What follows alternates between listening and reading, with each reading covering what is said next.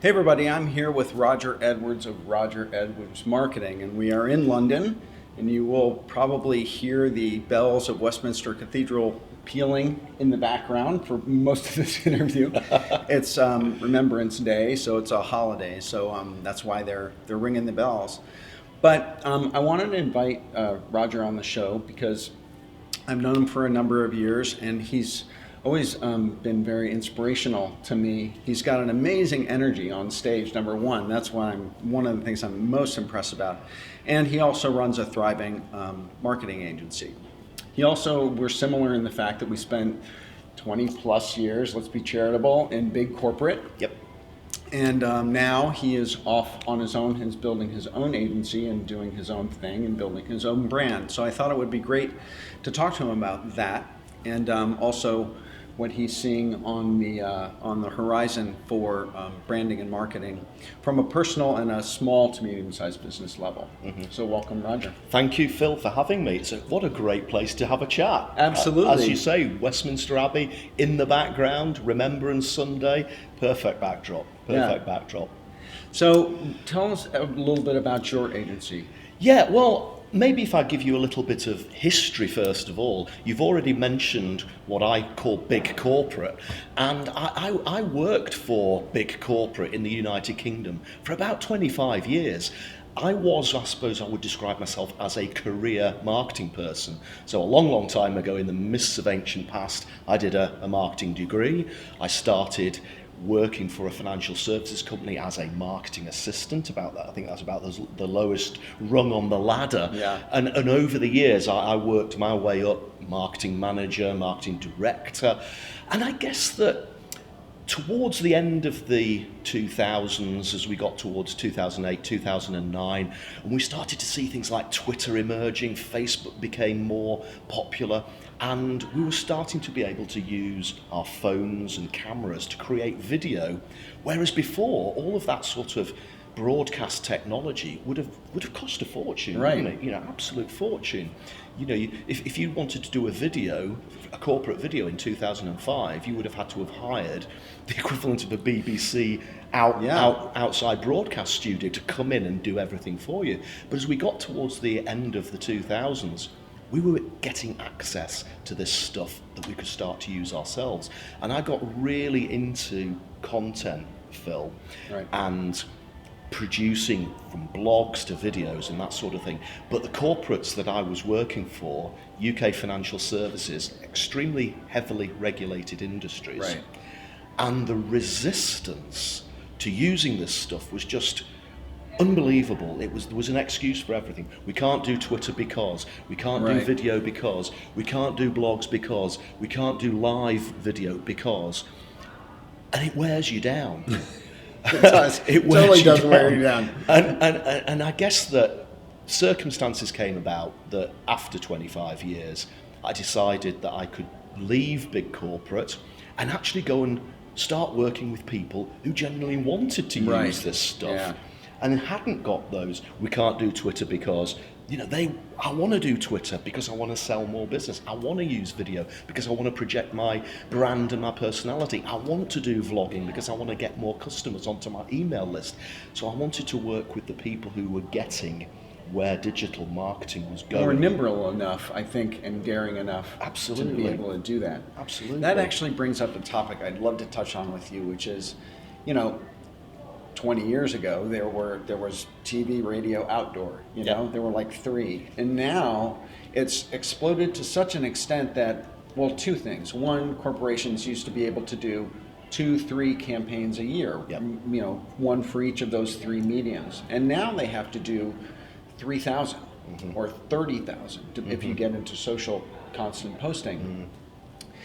Which is this massive shift in complexity for the big corporations. Yes. But even I think for the smaller to medium-sized companies, it's the volume of what they have a self-expectation that they need to produce is so massive. How do you counsel personal brands, small and medium-sized businesses about how much content or how much marketing they have to go to market with?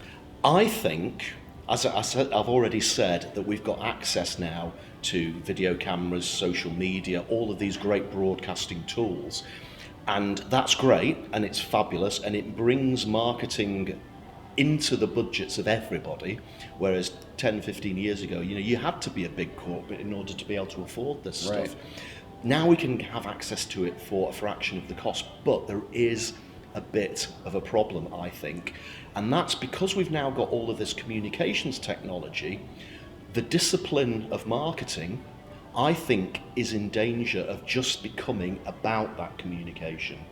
Okay. So, for example, we're here at the Upreneur Summit, and sometimes at conferences like this, when people talk about marketing, what they're actually talking about is communication. So we want to do video marketing. What they actually mean is video communication. We want to do Twitter marketing. What they actually mean is Twitter communication. Now, traditional marketing, you've already mentioned when there was a couple of TV channels, you might do a TV advertising campaign or a billboard advertising campaign. Back in those days, marketing was also researching your customer, coming up with a segment of the population, targeting a segment of the population, creating an offer, a position, I guess, which was a product or a service that you'd have to put a price against, that you'd have to work out how you were going to distribute it. You might package it up, you might brand it.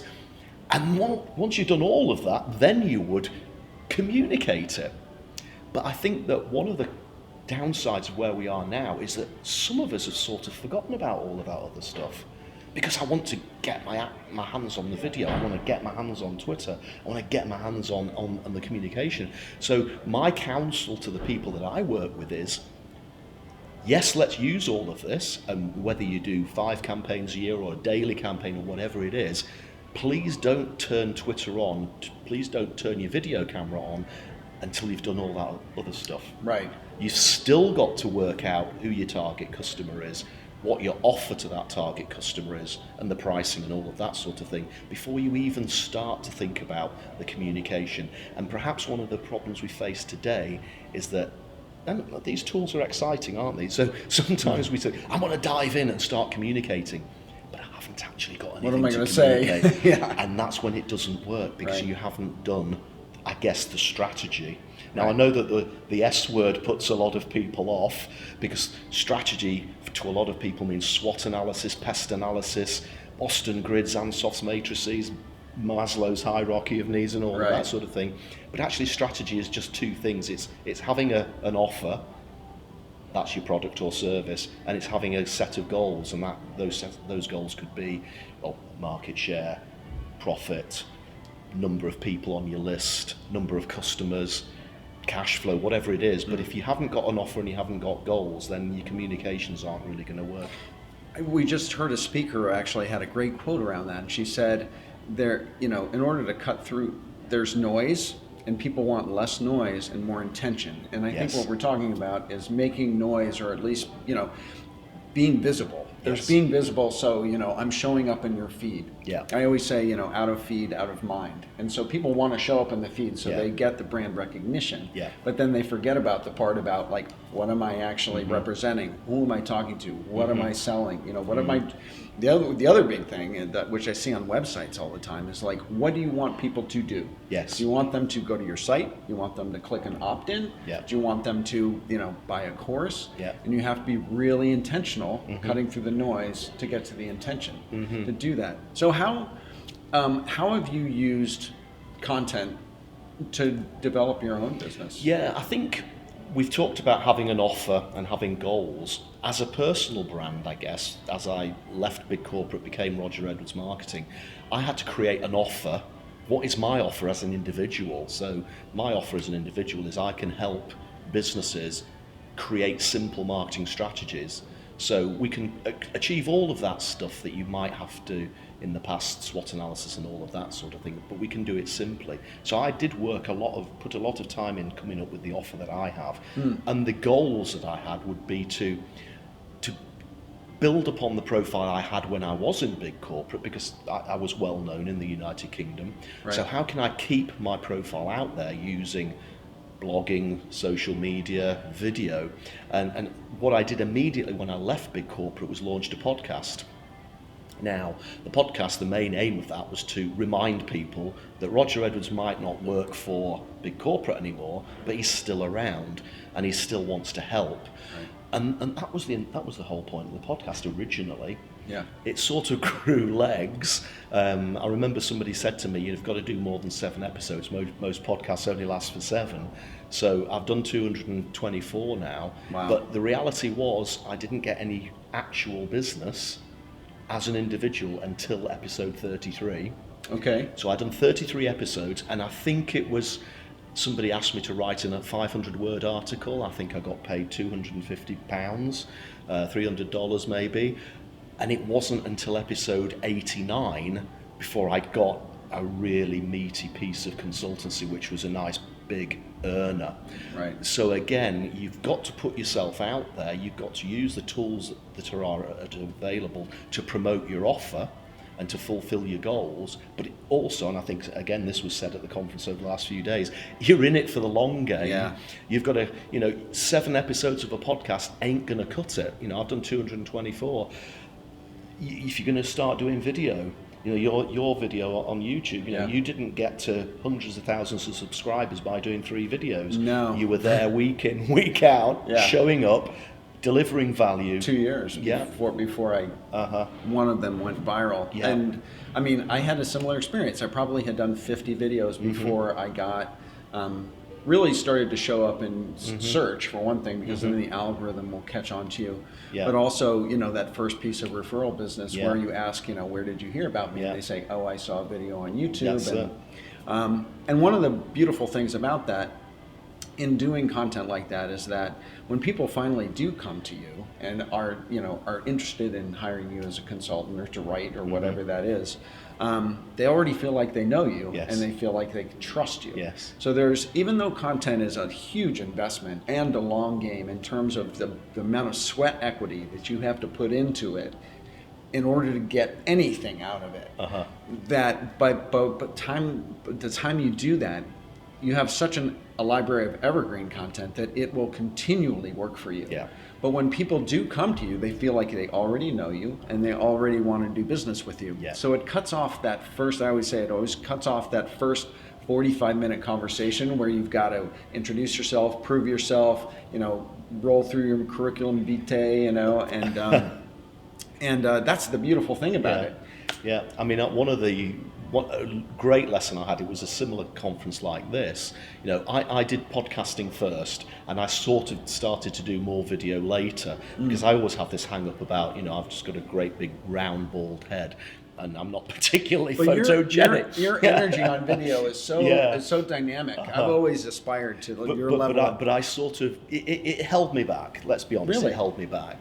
And at a conference like this, I was having a conversation, and somebody behind me turned around, tapped me on the shoulder and said, "I recognise your voice. You're that guy who does a marketing and finance podcast." He actually recognised my voice. That's so cool. And when you have that sort of compliment from somebody in an event like this, then that makes you realise exactly what you've said. You're getting in front of people, whether it's from an audio or a video perspective, right, and they get to recognise you, like you, trust you.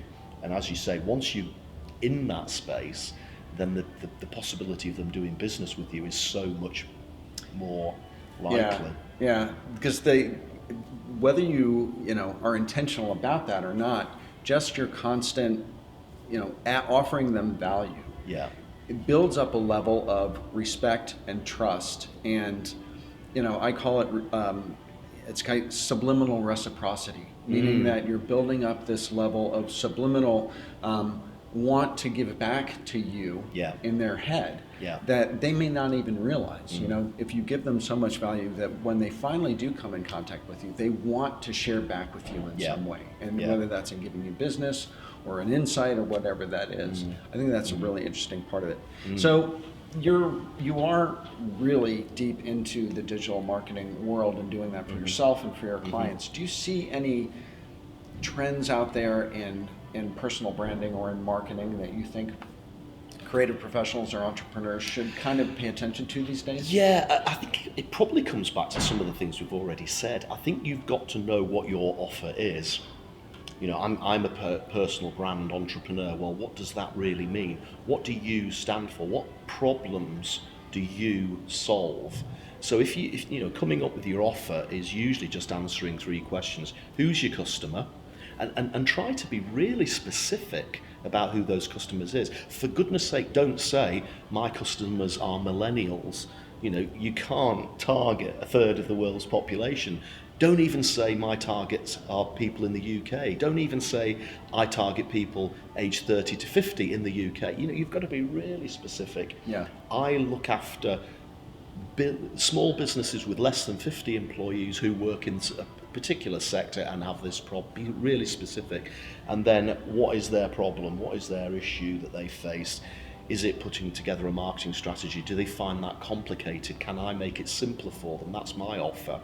And then third, and this is really important, how do you do that? How do you solve that problem better? And again, somebody said this in the presentation downstairs, better and preferably different to anybody else. The problem with better is that you can be better than somebody else until somebody else is better than you.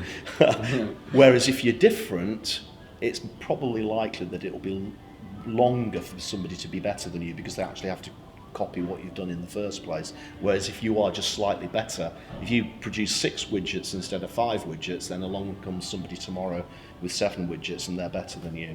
And I think also, you know, when you're dealing with, you know, a more P2P, person-to-person type of relationship rather than person to corporate, that personal relationship and your personality and how you go about business, how you communicate, what your energy is, what you bring to a conversation, how you do that differently.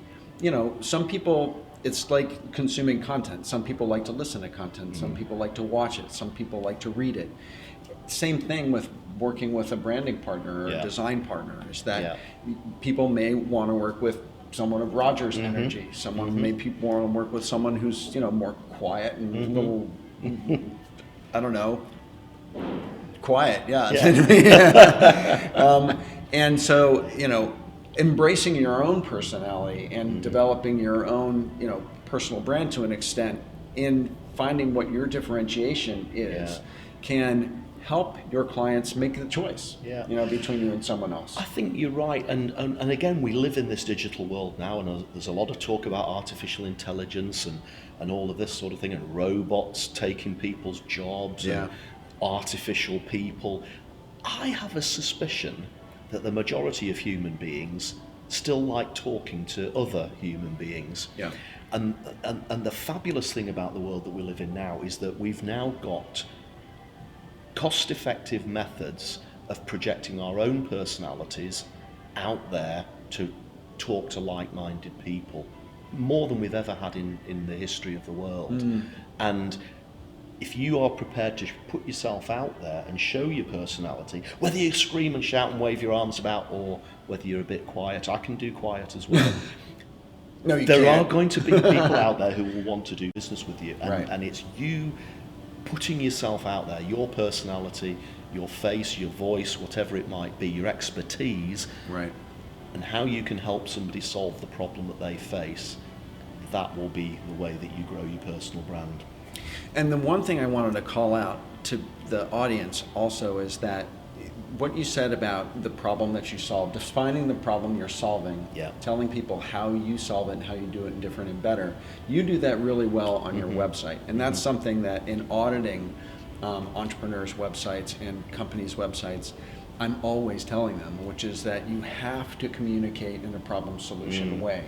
And you start off, I mean, your headline is a question. And I think that it's to get that, is this your problem? Can you identify with this problem? And then walking them through that customer journey. That's something that a lot of creative professionals and entrepreneurs don't do. They come right out of the gate and they talk about themselves. I am so-and-so, I do video editing, I went to this school, I worked with these clients, it's all about me. And it kind of creates a barrier between you and the prospect, or you and the person coming to your site. You want to immediately get them into that identification, and you do that really, really well. It's almost like a filter, isn't it, in a way? Because I think the first question is, are you a small business looking to put together a marketing strategy? Well, if you aren't a small business looking to put together a marketing, you don't need to read any further. Right. You know, do you find marketing strategy confusing or difficult? Is it complicated? And if people answer these questions, they'll almost like self-select themselves as being potential customers, and then hopefully they'll watch a few videos and listen to a few of the podcasts and decide whether I'm the right fit for them. But yeah, you're right. One of the most powerful ways of getting people to think about what they need is to ask questions. And if you don't ask questions, then it can be quite a barrier to people. And that's your way in, further. and the answers to those questions. Yeah. So I always ask my guests this at the end of the interview. Yeah. Is there a personal mantra or some sort of manifesto that you try to live your life by? I tried. I mean, it's such an age-old cliche, isn't it? Keep it simple, stupid. The KISS principle. I sort of I just adapt that. I just like things to be simple. You know, after 25 years of big corporate, complexity, management speak, mumbo jumbo, jargon, and horrible processes. What I like to try to do is to bring everything back to simplicity. So, for example, if I'm writing an article, once I've finished it, I'll say to myself, can I get a paragraph down to a sentence? And anything that was a sentence at the first place, can I get that down to 1 or 2 words, or even 1 word? If it's a product, can I simplify it in the same way as I would simplify a sentence? So simplification, to me, is the way to engage, because the simpler something is, the more engaging it is. The more complicated something is, the more enraging it is. Oh, that's interesting. I love that. So I guess my mantra is engage, don't enrage, and the best way to do that is to keep things simple. That's great. That's awesome. So, Roger, where can people find you? Okay, 2 places. rogeredwards.co.uk, that's my website, and I hang out on Twitter quite a lot, and that's @Roger_Edwards. And where can they find your podcast, and what's that called? The podcast is called the Marketing and Finance Podcast. It's on iTunes, it's on Spotify, it's on Stitcher Radio. If you actually type in Marketing and Finance Podcast into Google, you will find it. Well, Roger, thank you so much for talking to us today. Problem. I really appreciate it. No problem. Great to speak to you. You too.